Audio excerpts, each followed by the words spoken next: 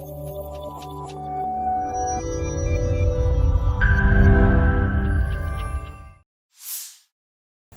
sahabat wartakotalek.com dimanapun kalian berada. Kembali lagi bersama saya Randy Rutama Putra. Kali ini saya ingin berbincang-bincang hangat bersama Kapolsek Makassar, Jakarta Timur. Yakni sudah bersama saya, di sebelah kiri saya Bapak Kompol Zaini. Oh, selamat pagi Bang. Selamat pagi. Pagi. Luar Siap. biasa. Luar biasa. Siap. Gimana Bang kabarnya Bang? Sehat Bang? Alhamdulillah sehat. Alhamdulillah sehat. Tadi kalau boleh tahu kan tadi sebelum saya kesini Abang juga sempat olahraga dulu, senam tuh Bang ya? Iya. Itu sama jajaran ibu-ibu Bayangkari atau bagaimana Bang? Kalau per bulan kita rutin ya, rutin sama ibu-ibu Bayangkari. Tujuannya agar biar kita polsek ini guyup, saling kenal, saling merasa satu kesatuan. Jadi ada chemistry antara baik kita dengan ibu-ibunya, karena kadang ada selek-selek masalah di keluarga, kita bisa di minimalisir di sini. Di sini. Ya. Oke. Berarti itu emang kegiatan rutin sebulan sekali Bang? Sebulan sekali. Kalau untuk gabung ya, kalau gabung. untuk bapak-bapaknya ya tiap Jumat. Oh, tiap Jumat pagi Bang ya. Tiap Jumat pagi. Siap. Bang, mau nanya nih Bang, Abang kan sekarang sudah menjabat menjadi Kapolsek Makassar, Jakarta Timur nih. Alhamdulillah Bang ya. Baru lebih kurang 3 bulan Bang ya? 3 bulan, Nah. masuk 4 bulan. Masuk 4 bulan Bang ya. Oke. Bang mau izin Bang, boleh nggak sih Bang diceritain Bang, nih perjalanan secara singkat aja gitu kan Bang ya, sampai saat ini bisa menjadi Kapolsek Jakarta Timur, tepatnya di Makassar. Monggo Bang. Baik, jadi perjalanannya saya dari Ternate ya, asalnya saya Ternate, ikut tes Akpol. Alhamdulillah dari sekian banyak yang ikut tes, kami terpilih 2 orang sama rekan saya Maulana Rio Bimo.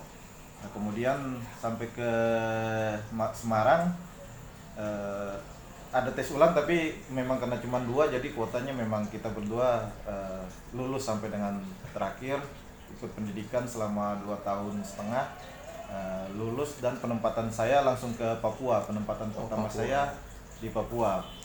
Waktu itu Papua masih gabung antara Papua dengan Papua Barat tahun 2010. 2010. Jadi, kita berangkat ke Papua, di Papua 3 bulan di Jayapura, kemudian saya dikasih penempatan ke Polres Teluk Pondama, itu Wasior. Nah, kebetulan juga Polres Teluk Pondama itu baru habis bencana banjir bandang ya, jadi kita datang ke sana benar-benar Polresnya juga, masyarakatnya juga terisolir, Polresnya juga masih dalam tahap pembangunan karena sebagian Polres rubuh kena banjir bandang gitu. Jadi memang kesana itu ngebangun, sinyal susah, listrik nggak ada, ya lika-liku lah kehidupan di Papua. Gitu, dari Teluk Pondama tahun 2013 kalau nggak salah pemekaran jadi Polda Papua Barat ya. Nah, terus saya masuk ke Sorong Kabupaten. Sorong Kabupaten itu saya jadi Kasat Narkoba. Jadi di Teluk Pondama juga saya udah Kasat Narkoba ya. Narkoba, terus Sorong Kabupaten Kasat Narkoba, terus jadi ditunjuk oleh Kapolres jadi Kapolsek di Klamono, agak perbatasan dengan Sorong Selatan. Oke. Dari situ pindah lagi ke kota, masuk ke Kanit Reskrim Polres Sorong Timur, masuk ke Kapolsek Sorong Barat. Dari Kapolsek Sorong Barat saya pindah ke Polres Raja Ampat. Raja Ampat. Dari Raja Ampat jabat Kasat Narkoba, kemudian lanjut Kasat Intel. Setelah Kasat Intel saya berangkat PTIK. Jadi kurang lebih 6 tahun di Papua. 6 tahun di Papua ya Bang. Ya, 6 tahun di Papua. Nah, setelah PTIK masuk ke Baintelkam, 2 tahun di Baintelkam, ditunjuk jadi Kapolsek Cikarang Pusat, Bekasi Kabupaten.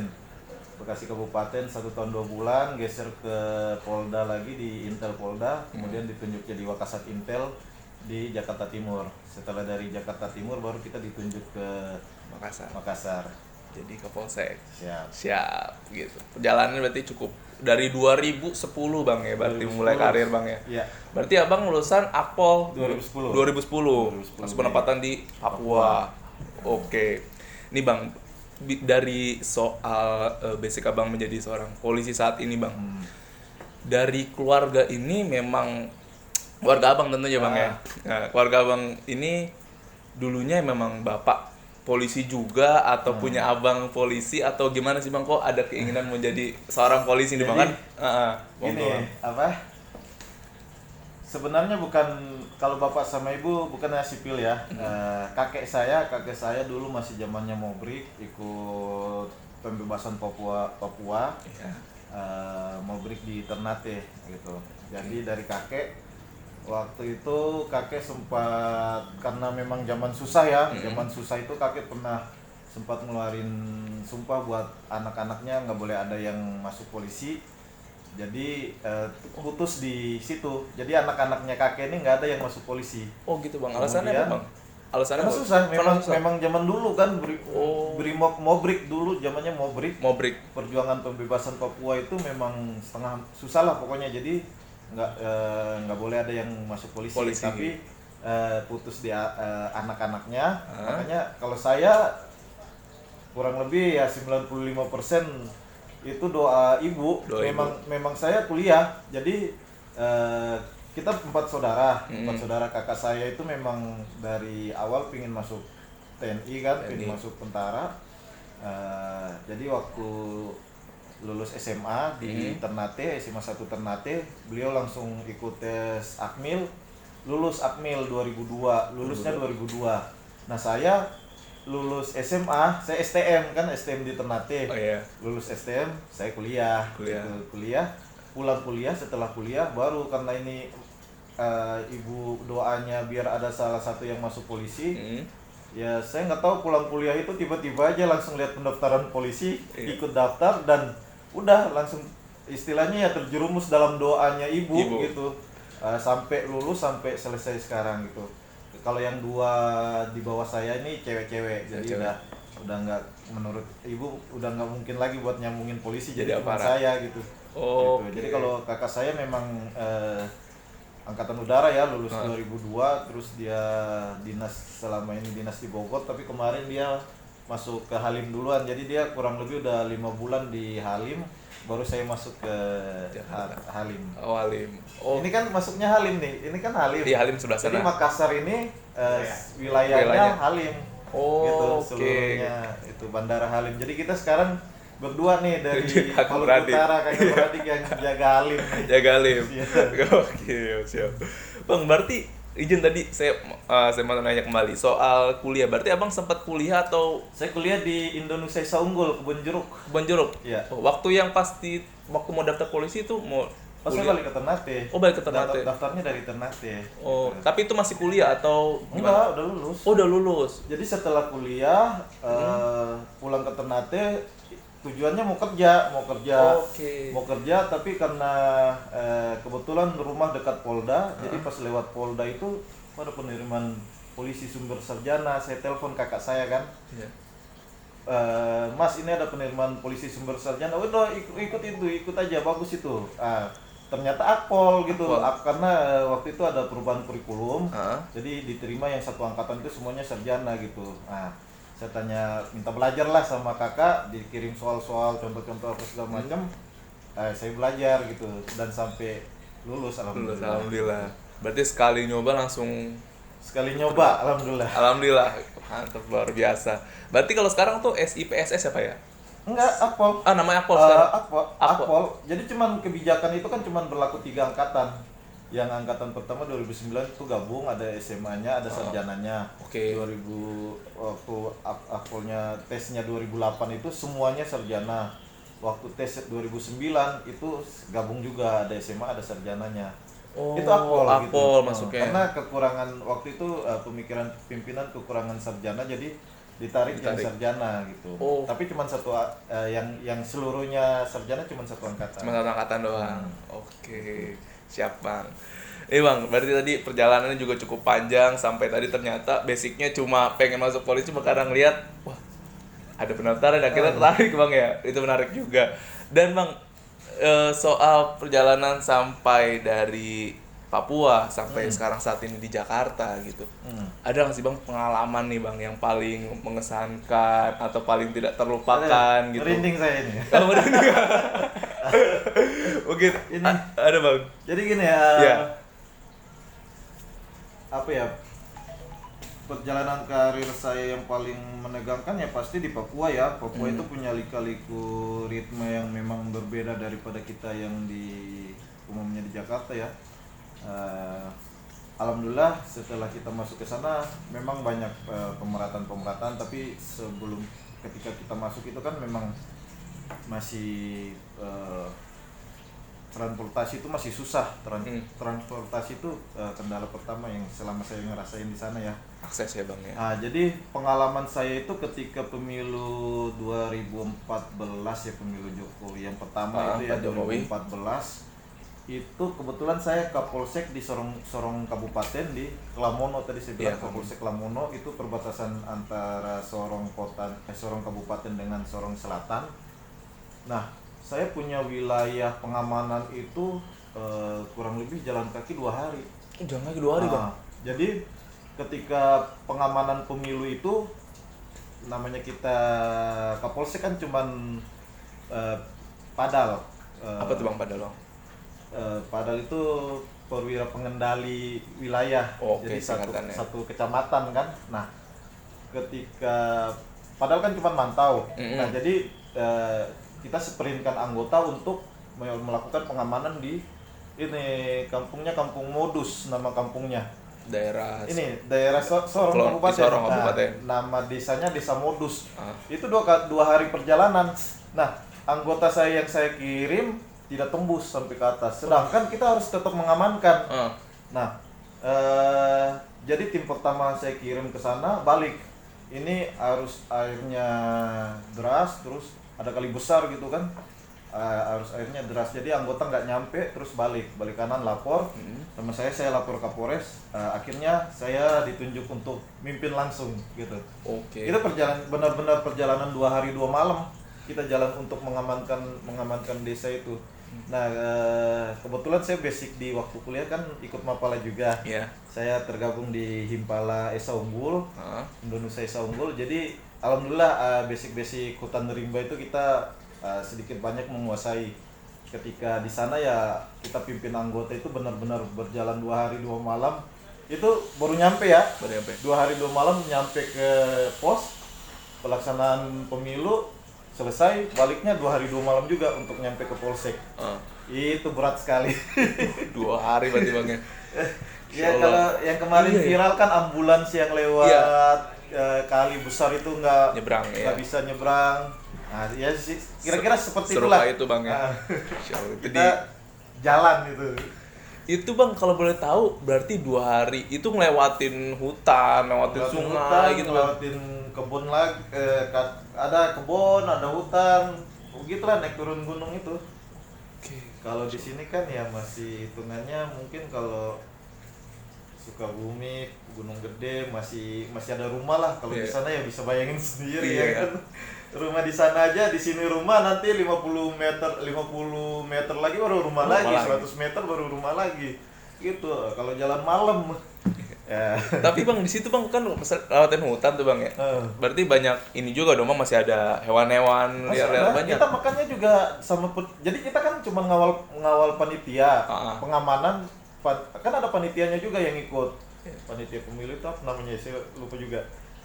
Kita ngawal panitia. Nah, panitia ini ngajak masyarakat juga, masyarakat setempat yang dari kampung situ. Jadi mereka ini berburu. Ketika malam kita istirahat bikin tenda, ya mereka berburu, dapat rusa, makan rusa, dapat babi, makan babi. Tapi mereka, jadi mereka pisah. Yang rusa buat kita kan mereka juga ngerti kan, yang rusa buat kita, yang babi buat mereka. Gitu. Berarti makan sama 2 hari itu beda-beda Bang ya. Random aja nih adanya apa? Rusa gitu. Mantap, makan daging rusa. Itu dibakar langsung Bang ya di sana. Ya, mereka masak. Mereka masak. Oke, siap. Nih Bang, sampai saat ini Bang, berarti soal masih di ranah polisian nih Bang. Soal kasus terberat nih Bang yang pernah ditanganin gitu Bang selama menjadi anggota polisi dari Papua sampai Jakarta Timur, Polsek saat ini Bang. Apa sih Bang? Ada nggak sih Bang yang paling berat nih kasusnya menurut Abang? Dari bagian narkoba mungkin. Rata-rata normatif ya. Kalau kasus yang paling berat ya alhamdulillah selama ini masih bisa kita ungkap sih. Ya.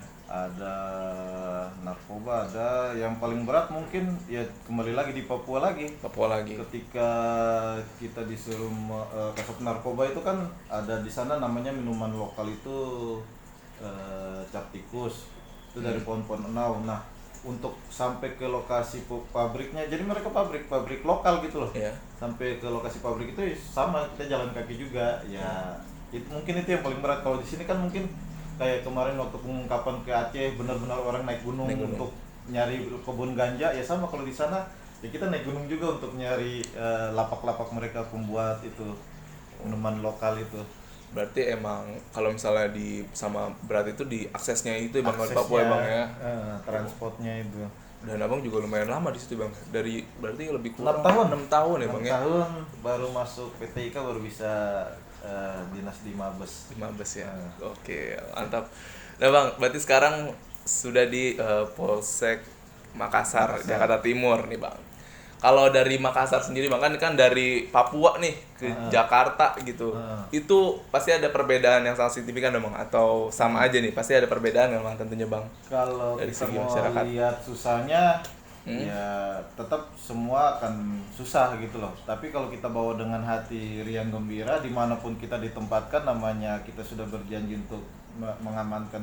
Kalau kita angkat batalion, saya Rinaksa Sakala Mandala ya. Yeah. Nama batalionnya Rinaksa Sakala Mandala, artinya bertekad melindungi seluruh Nusantara. Ketika itu sudah disumpahkan, maka dimanapun kita ditempatkan, ya kita harus benar-benar maksimal di situ.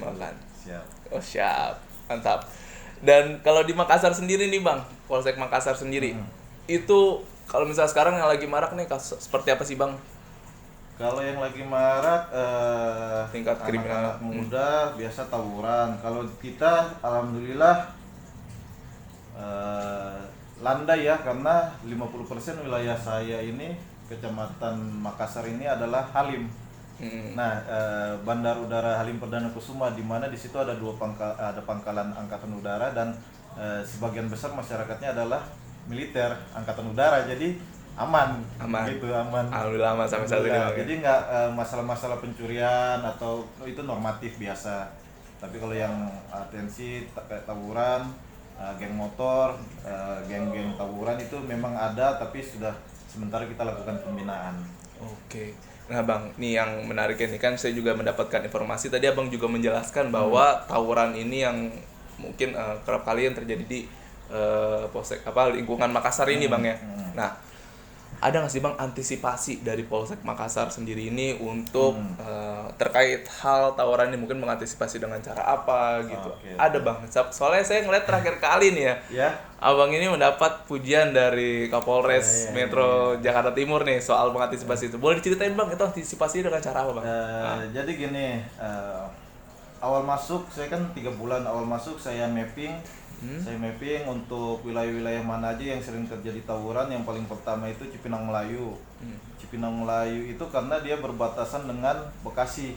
Itu ada 3 area di sana. Paling ujung ya Bekasi, masuk Cipinang Melayu. Dulu sering terjadi tawuran karena orang dari Bekasi by telepon, by WA atau IG, sosial media, janjian untuk tawuran, ketemuan di Kalimalang situ. Nah, berdasarkan informasi tersebut kita bentuk kita bentuk tim anti tawuran, gabung dengan masyarakat, RT, RW, stakeholder lainnya, ada Pokdar, ada FKPM, ada ormas-ormas yang ada di situ juga kita gabung. Intinya pelaku tawuran ini adalah anak-anak kita, kalau nggak anak-anak kita, adik-adik kita. Itulah yang kita sampaikan terus ke masyarakat. Artinya Bapak mau lihat anak Bapak mati atau adik saudara mati cuman gara-gara tawuran semalam, gitu ya kan? Nah, itu kita gelorakan ke masyarakat, kemudian kita bikin kegiatan positif, bekerja sama dengan pemuda-pemuda di situ. Kemarin kita bikin dalam rangka 1 Juli juga kebetulan ya, kita bikin lomba bulu tangkis, yang mana pesertanya pelaku tawuran. Alhamdulillah dapat 56 orang peserta. Itu pelaku tawuran. Ya, baik dari yang kakak-kakaknya sampai Jadi untuk lomba itu kita bikin kategori change gitu ya, change. yang kecil sama yang besar. Fungsinya supaya yang besar ini ngajarin adiknya gitu. Jadi kita sekalian ngasih motivasi buat mereka gitu. Lomba berjalan lancar dan penutupannya memang Bapak Kapolres langsung yang memberikan piala penghargaan kepada masyarakat itu. Jadi rame banget, memang rame gitu. Itu yang pertama. Kemudian ada juga di Kebun Pala itu ketika terjadi tawuran langsung kita samperin satu-satu rumahnya. Door to door si pelaku itu, ketemu orang tuanya langsung. Itu saya bawa pejabat setempat juga, Pak Lurah, Pak RT, terus ada tokoh keamanannya di RT itu juga. Kita sama-sama nyambang ke rumah orang tuanya si pelaku. Itu sampai nangis-nangis, tobat-tobat gitu. Kemudian ke pihak sekolahnya juga kita samperin juga ke sekolah-sekolahnya gitu. Kalau kita lebih ke pendekatan emosional aja sih, karena adik-adik ini calon penerus masa depan bangsa ya. Kalau kita nggak bina, kalau putus satu generasi ya siapa lagi nanti yang akan gantiin kita yang senior ini kan pasti akan pensiun. Betul. Pasti akan berganti ya. Jadi kalau mereka nggak kita siapkan, siapa lagi nanti yang mau gantiin kita berpikirnya gitu aja gitu. Oke, baik. Berarti benar emang, berarti abang tuh door to door di tiap-tiap rumah gitu emangnya. Siap. Dan itu berarti abang nggak cuma hanya sosialisasi sekedar di sekolah aja, tapi juga ke orang tuanya itu langsung, bang ya? Kita turun langsung ke... Itu lomba apa aja tuh bang, kalau boleh tahu bang? Kalau yang kemarin kita baru satu lomba aja ya, karena memang kita tingkat polsek ya, keterbatasan anggaran juga ya. Kita baru bikin lomba. Kalau yang burung untuk umum, justru untuk penghobi kita bikin lomba kicau burung. Ada kicau burung sama lomba bulu tangkis. Nah kalau lomba bulu tangkis ini yang pure, pesertanya adalah pelaku tawuran. Pelaku tawuran itu. Bang nih, saya mau menanya soal ini nih bang, di tawurannya sendiri gitu. Tadi kan abang juga jelasin mereka kalau misalnya mau tawuran itu sempet kontek-kontekan by phone dulu bang ya, janjian di mana gitu. Sebenarnya bang, mereka tuh tawuran itu atas dasar apa sih bang, kemauan abang selama abang tangan itu? Jadi psikologi ya. Ini lanjut nanti nih. Ini sebenarnya terakhir kita sedang berkoordinasi dengan, karena saya alumni Esa Unggul. Saya panggil dari Fakultas Ekonomi, Fakultas Psikologi Esa Unggul. Kemarin kita sudah koordinasi, nanti mereka mendatangkan calon-calon sarjananya mereka yang sudah magang, istilahnya sudah selesai kuliah, untuk kayak magang gitu apa sih, untuk bantu kita memberi pembinaan kepada anak-anak ini psikologi, terkait psikologinya. Jadi ya sebenarnya kan kalau motivasi mereka kekurangan perhatian dari orang tua kalau menurut saya gitu, karena beberapa kehidupan Jakarta keras, ada orang tua yang bisa mencukupi kebutuhan anaknya, tapi ada juga beberapa yang kayak ada orang tuanya yang udah meninggal, akhirnya ibunya bantu bekerja, anaknya ini kan nyari kehidupan sendiri di jalanan. Nah inilah kekurangan perhatian dari orang tua ini yang menyebabkan mereka liar di luar itu, mereka liar, nggak ada yang membina, membimbing gitu. Motivasi sebenarnya intinya itu. Nah terus kemudian mencari jati diri. Nah dari satu orang yang liar ini, dia akan mencari teman kan, cari teman 2-3 orang. Nanti ngumpul mereka berlima, mulai tuh janjian, ayo kita biar seakan-akan di kampung itu seakan-akan mereka udah yang paling kuat nih, mereka yang paling geng di situ. Itu aja sih sebenarnya. Itu aja sih bang ya. Makanya ketika kita masuk untuk memberi perhatian lebih kepada mereka, ya otomatis ada satu pos di Kebun Pala itu tempatnya nongkrong mereka, kita kasih karambol aja biar mereka main. Lupa mereka mau tawuran kan, kasih karambol. Kalau yang di lapangan futsal itu lapangan bulu tangkis itu kita rutin ngasih coach bolanya. Jadi daripada mereka lempar batu, sekarang mereka lempar bola aja, saling itu main bulu tangkis di situ. Jadi ada PSSI-nya juga di situ. Oke, berarti permasalahannya pada intinya mah harus perhatian lebih dari orang tua ya bang ya. Dari kita orang tua. Dari kita, baik itu pemangku keamanannya, pejabat pemerintahannya, RT RW, ya kemudian orang tua. Karena kebanyakan kalau kita lebih dalam ya rata-rata itu pasti orang tuanya broken home atau orang tuanya udah meninggal, jadi tinggal ibu atau tinggal bapak, bapaknya sibuk kerja, anaknya nggak ada yang merhatiin, anaknya juga hidup di jalanan, pasti rata-rata itu kendala yang asal muasal sehingga anak ini dia mau tawuran gitu. Berarti jadi, bukan memang basic pendekatan emosional aja kita. Berarti bukan basicnya ada musuh nih kesal sama dia, jarang kayak gitu Pak ya, jarang ya. Ini Pak, yang terakhir nih Pak, ini masih terkait tentu polisian nih Pak, kan ya. Bapak sebagai seorang kapolsek ya Pak ya, sebagai orang kapolsek di Makassar sendiri gitu, bagaimana sih Pak cara meningkatin citra kepercayaan masyarakat kepada pihak polisian gitu, biar lebih meningkat, mengingat kalau misalkan di sosial media kan kadang ada beberapa hashtag yang ya beberapa orang lah yang mungkin dalam tanda kutip kurang percaya, sampai makanya pernah ada hashtag percuma lapor polisi gitu, misalnya seperti itu. Bapak gimana nih Pak sebagai Kapolsek ningkatin kepercayaan masyarakat untuk bisa lebih tetap jadi sama polisi percaya? Kalau menurut saya ya, ini kan pendapat orang masing-masing berbeda-beda. Ya. Kembali ini menurut saya, kalau saya memang perubahan yang sekaligus besar itu susah untuk kita lakukan. Makanya saya selalu memberikan motivasi kepada anggota untuk kita berubah dari diri kita sendiri dulu. Kita beri contoh yang baik, karena satu perbuatan, satu teladan itu lebih baik daripada 1000 kata-kata. Ya.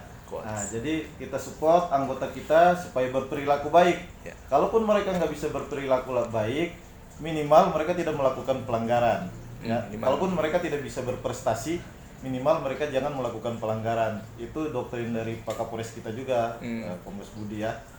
Beliau menyampaikan kepada kita, jadi benar-benar kepada anggota itu kita sampaikan sehingga perilaku anggota di luar itu minimal nggak melakukan pelanggaran gitu. Jadi bermasyarakat dengan baik, bergaul dengan baik sama masyarakat. Kita bisa lihat dari ini ya, polsek ya, polsek saya kan 3 bulan di sini. Ya. Kita 3 bulan di sini. Awal saya datang itu bisa saya bilang agak kumuh ya, ini polsek agak kumuh. Tapi alhamdulillah berkat kedekatan kita dengan masyarakat, kedekatan kita dengan beberapa stakeholder lainnya. Di sini ada beberapa perusahaan, ada Intirup, ada Agung Rental, ada Tamini Square. Yeah. Ketika kita komunikasi baik, alhamdulillah mereka juga positif sama kita, mereka bantu. Jadi ada beberapa, nanti bisa kita sambil muter-muter, bisa lihat, nanti saya tunjukkan yang mana yang dibantu sama siapa, ini dibantu sama siapa. Ada tokoh masyarakat juga, kayak tadi waktu baru datang ada running text itu dari tokoh masyarakat di sini nyumbang, Pak ini butuh apa, kayaknya kasih running text gitu. Jadi itu kan artinya masyarakat percaya gitu, memberikan harapan lebih kepada kita supaya kita bisa lebih juga memberikan timbal balik kepada masyarakat itu sendiri gitu. Mungkin itu ya kalau menurut saya nih. Ya kan, karena beda-beda orang kan punya lain koki, lain masakan kan, jadi masing-masing orang punya cara sendiri masing-masing. Ya. Oke, siap. Udah. Oke Pak, mungkin itu saja terlebih dahulu yang bisa coba saya tanyakan seputar Bapak Kompol Zaini. Abdul Zainuri. Oke. Baik, sahabat Warta Live.com, terima kasih yang sudah menyaksikan, dan saya Randy Putra pamit. Terima kasih dan sampai bertemu di video berikutnya.